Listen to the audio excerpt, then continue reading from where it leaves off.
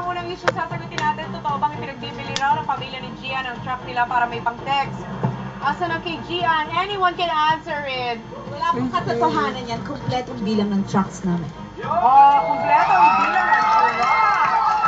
Tungkol naman kay Bea ha, pag-usapan natin ito.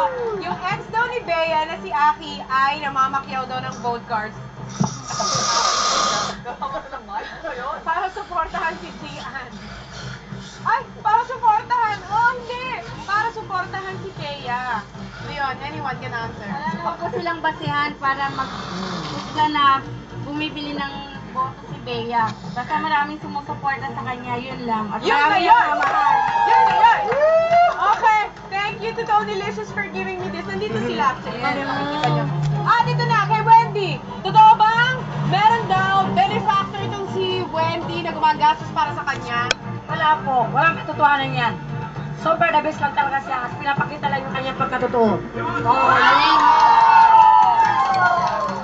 Okay, at ito naman, walang may butas kay Mickey aside sa pumasok lang daw siya sa PBB para lang mag-gym.